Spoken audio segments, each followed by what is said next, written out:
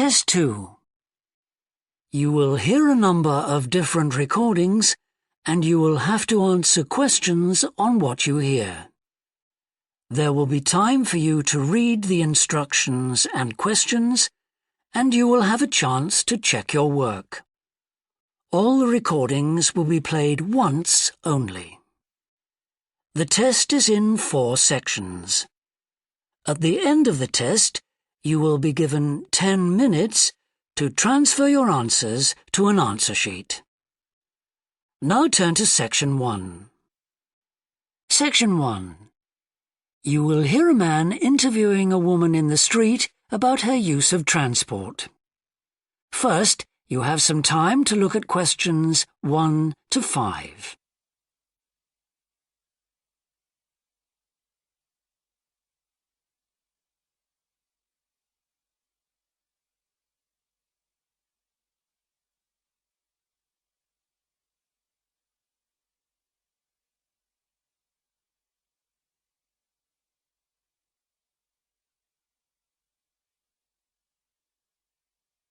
You will see that there is an example that has been done for you. On this occasion only, the conversation relating to this will be played first. Excuse me? Yes? I wonder if you could spare a few minutes to do a survey on transport. It won't take long. No, that's fine. Oh, lovely. The survey is on behalf of the local council. They'd like to know about what transport you use and any suggestions for improvement. Can I start by asking you how you travelled to town today? Sure, I came on the bus. The woman travelled to town by bus, so bus has been written in the space. Now we shall begin. You should answer the questions as you listen, because you will not hear the recording a second time. Listen carefully and answer questions 1 to 5. Excuse me? Yes? I wonder if you could spare a few minutes to do a survey on transport. It won't take long. No, that's fine. Oh, lovely. The survey is on behalf of the local council. They'd like to know about what transport you use and any suggestions for improvement. Can I start by asking you how you travelled to town today? Sure, I came on the bus. Great. Now, can I get a few details about yourself? OK. What's your name? It's Louisa. Yes. Hardy. Can you spell that, please? Yes, it's Hardie. Great, thanks. And can I have your address? It's 19 Whitestone Road. Oh, right, I know that area. It's Bradfield, isn't it? That's right. Is the postcode GT7? It's actually GT8 2LC. Great. And could I ask what your job is? Are you a student? I've actually just finished my training. I'm a hairdresser. Oh, right. And one more question in this section. What is the reason for you coming into town today? Actually, it's not for shopping today, which would be my normal reason, but to see the dentist. Right. Thanks. Before you hear the rest of the interview, you have some time to look at questions 6 to 10.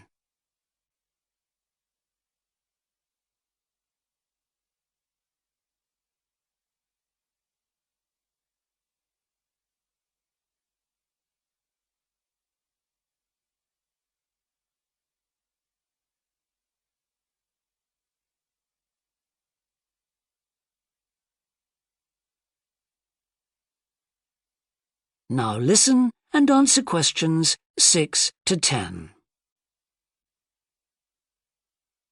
Now, in this last section, I'd like you to give us some ideas about the facilities and arrangements in the city for getting to and from work. Any suggestions you have for improvements?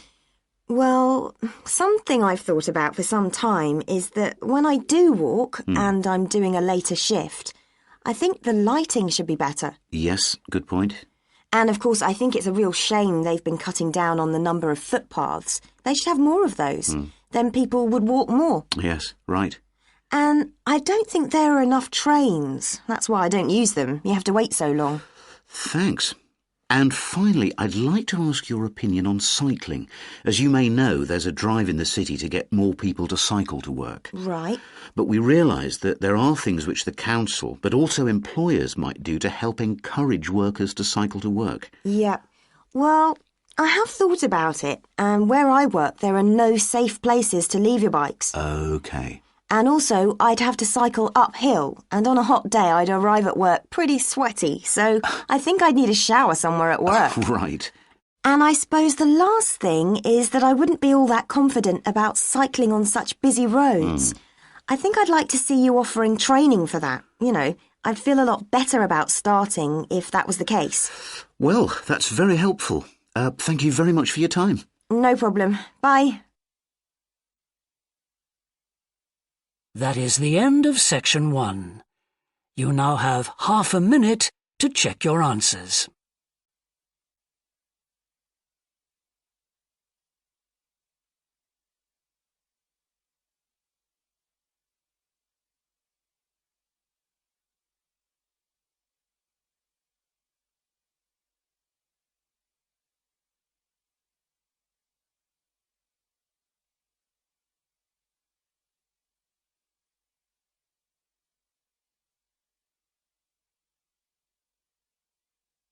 Now turn to section 2.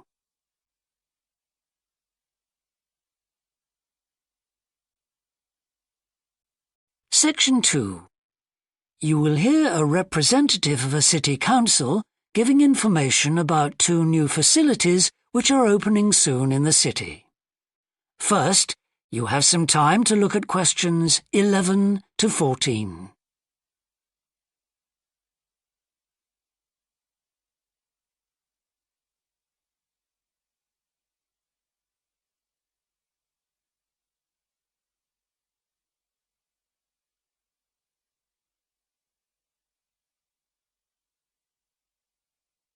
Now listen carefully and answer questions 11 to 14. Good morning. I'm very pleased to have this opportunity to say a little about 2 exciting new developments in the city: the Brackenside open-air swimming pool and the Children's Adventure Playground in Central Park. As many of you may know, the idea for these initiatives came from you, the public, in the extensive consultation exercise which the City Council conducted last year. And they have been realised using money from the SWRDC, the South West Regional Development Commission. First of all, Brackenside Pool. As many of the older members of the audience will remember, there used to be a wonderful open-air pool on the seafront 30 years ago, but it had to close when it was judged to be unsafe.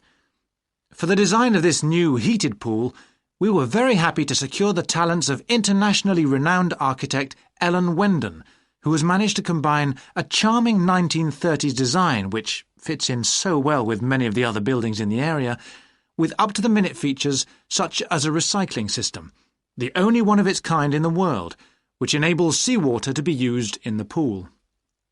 Now, there's been quite a bit of discussion in the local press about whether there would be enough room for the number of visitors we're hoping to attract, but the design is deceptive, and there have been rigorous checks about capacity. Also, just in case you were wondering, we're on schedule for a June the 15th opening date, and well within budget, a testimony to the excellent work of local contractors Hickman's. We hope that as many people as possible will be there on June the 15th. We have engaged award-winning actress Coral White to declare the pool open, and there'll be drinks and snacks available at the poolside. There'll also be a competition for the public to decide on the sculpture we plan to have at the entrance. You will decide which famous historical figure from the city we should have. Before you hear the rest of the talk, you have some time to look at questions 15 to 20.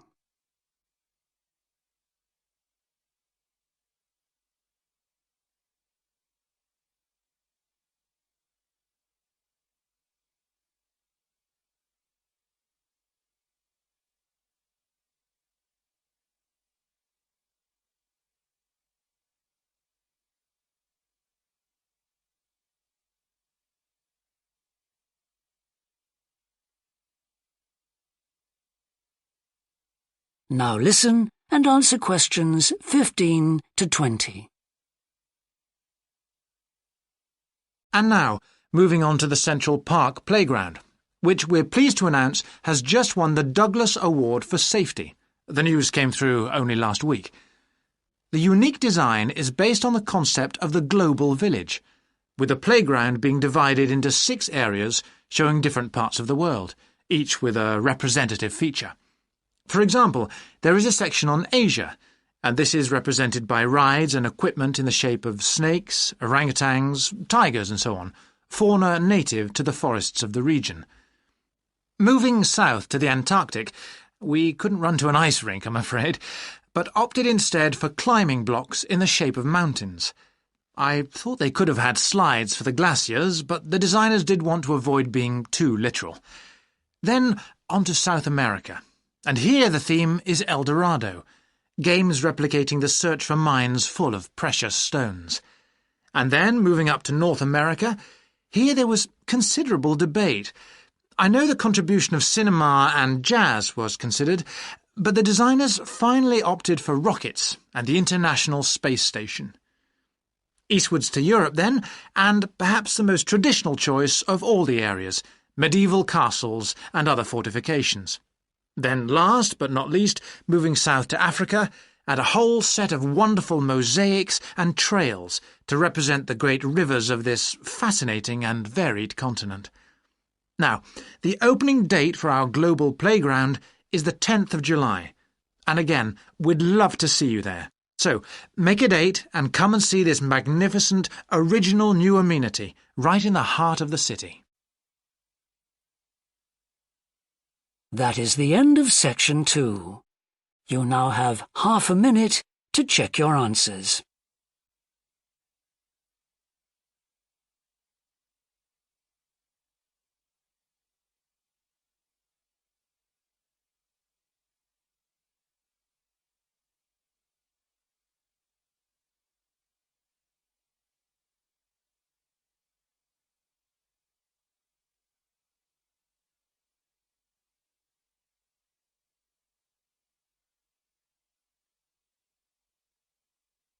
Now turn to section 3.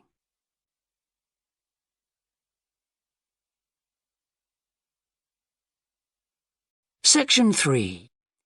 You will hear 2 anthropology students called Victor and Olivia discussing their joint presentation about a Norwegian explorer called Thor Heyerdahl. First, you have some time to look at questions 21 to 24.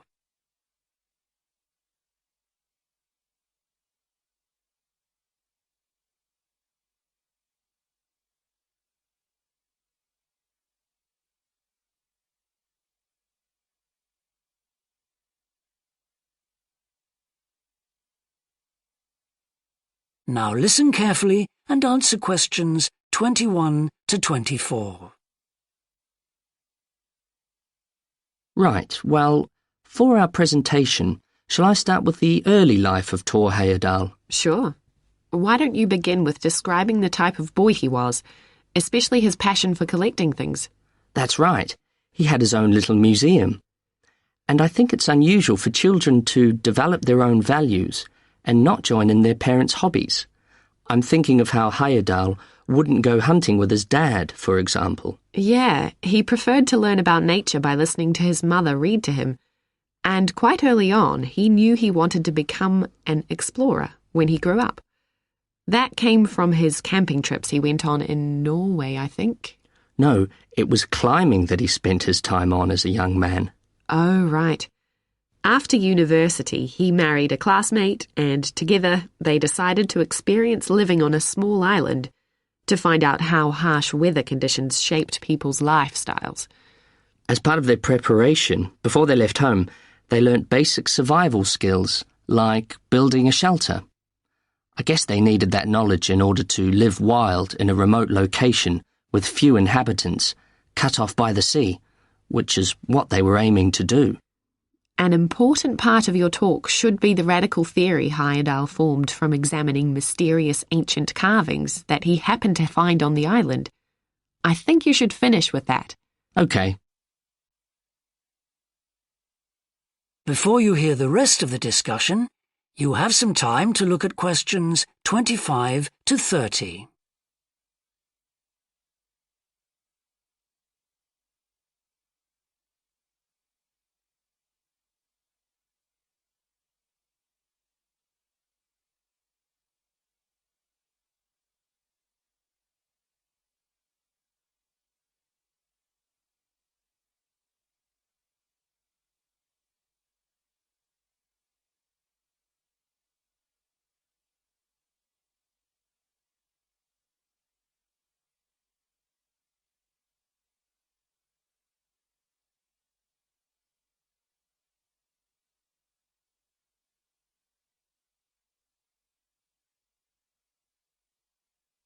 Now listen and answer questions 25 to 30. All right, Victor, so after your part, I'll talk about Tor Heyerdahl's adult life, continuing from the theory he had about Polynesian migration. Up until that time, of course, academics had believed that humans first migrated to the islands in Polynesia from Asia in the west. Yes, they thought that travel from the east was impossible because of the huge empty stretch of ocean that lies between the islands and the nearest inhabited land. Yes, but Heyerdahl spent ages studying the cloud movements, ocean currents, and wind patterns to find if it was actually possible. And another argument was that there was no tradition of large shipbuilding in the communities lying to the east of Polynesia. But Heyerdahl knew they made lots of coastal voyages in locally built canoes. Yes, or sailing on rafts, as was shown by the long voyage that Heyerdahl did next. It was an incredibly risky journey to undertake. Sometimes I wonder if he did that trip for private reasons, to show others that he could have spectacular adventures. What do you think, Olivia? Well, I think it was more a matter of simply trying out his idea, to see if migration from the east was possible. Yes, that's probably it. And the poor guy suffered a bit at that time because the war forced him to stop his work for some years. Yes. When he got started again and planned his epic voyage, do you think it was important to him that he achieve it before anyone else did? I haven't read anywhere that that was his motivation. The most important factor seems to have been that he used only ancient techniques and local materials to build his raft. Yes. I wonder how fast it went. Well, it took them 97 days from South America to the Pacific Islands. And after that, Heyerdahl went to Easter Island, didn't he? We should mention the purpose of that trip. I think he sailed there in a boat made out of reeds. No, that was later on in Egypt, Olivia. Oh, yes, that's right. But what he wanted to do was talk to the local people about their old stone carvings and then make one himself to learn more about the process. I see. Well, what a great life. Even though many of his theories have been disproven, he certainly left a lasting impression on many disciplines, didn't he? To my mind, he was the first person to establish what modern academics call practical archaeology. I mean that they try to recreate something from the past today, like he did with his raft trip. It's unfortunate that his ideas about where Polynesians originated from have been completely discredited. Yes. Right, well, I'll prepare a PowerPoint slide at the end that acknowledges our sources. I mainly used The Life and Work of Tor Heyerdahl by William Oliver. I thought the research methods he used were very sound, although I must say I found the overall tone somewhat old-fashioned. I think they need to do a new, revised edition. Yeah, I agree. What about the subject matter? I found it really challenging. Well, it's a complex issue.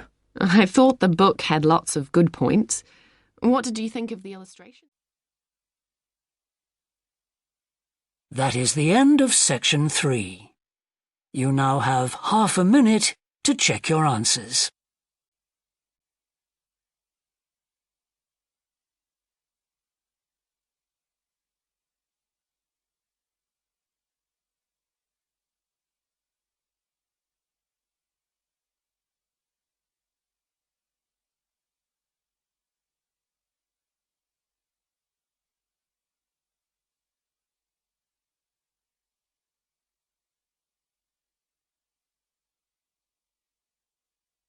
Now turn to Section 4.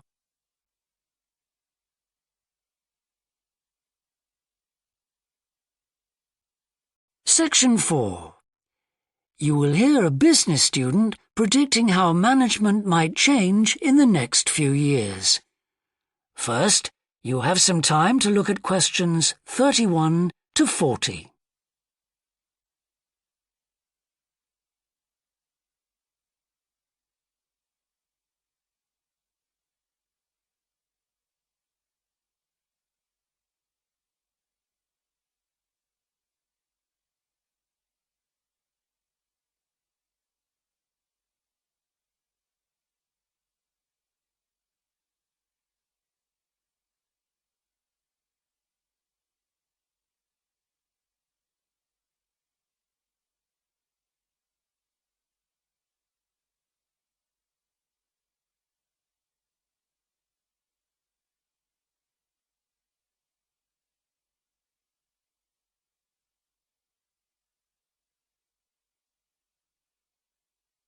Now listen carefully and answer questions 31 to 40.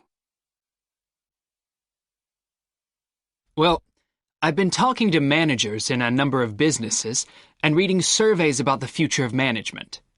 And what I'm going to present in this seminar is a few ideas about how the activity is likely to change in the next 10 years. It isn't a scientific statistical analysis, just some ideas for us to discuss.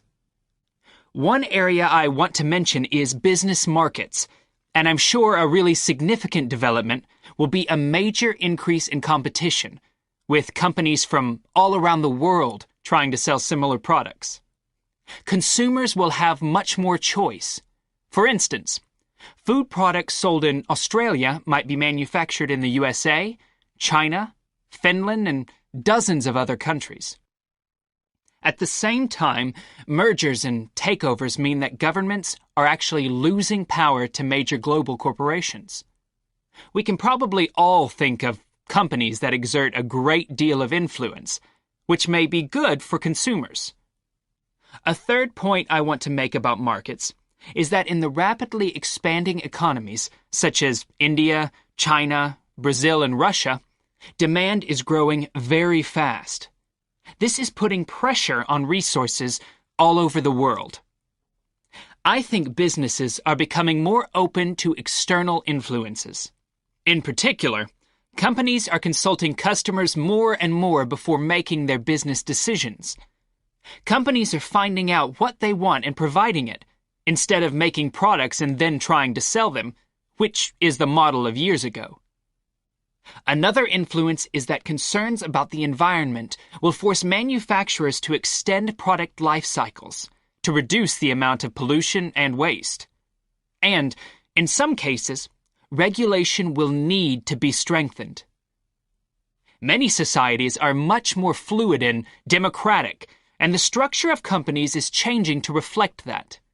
I think we're going to see a greater emphasis within companies on teams created with a specific project in mind. And when they're completed, the teams will be disbanded and new ones formed. More and more people see work as simply one part of their lifestyle, and not the most important one. And as the workforce is shrinking in some countries, businesses are having to compete for staff instead of being able to choose among a lot of applicants. Typical examples that will attract and retain staff are traditional ones like flexible hours and, something that has been made possible by advances in technology, remote working, with people based at their home, abroad, or almost anywhere they choose.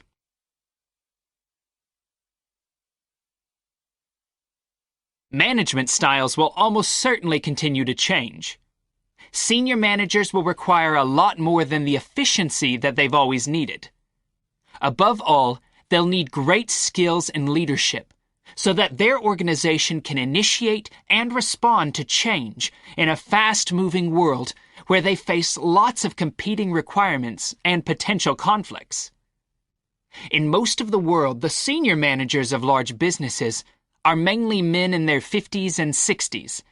The predominant style of management will almost certainly become more consultative and collaborative, caused, above all, by more women moving into senior management positions.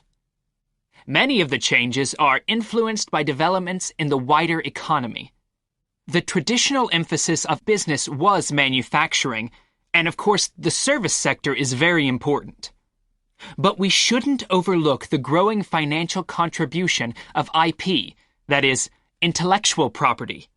Some books and films generate enormous sums from the sale of related DVDs, music, games, clothes, and so on. Another point I'd like to make is that although I've been talking about companies, one trend that they have to face is the move away from people working for the same employer for years.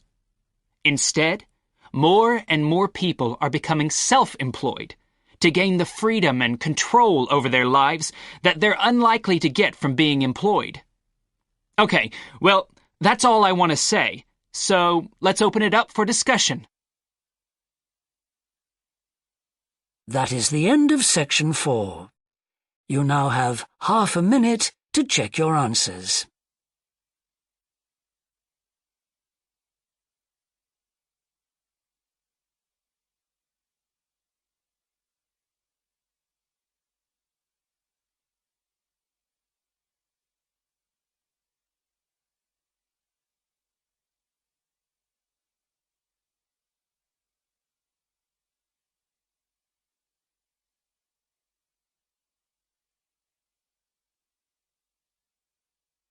That is the end of the listening test.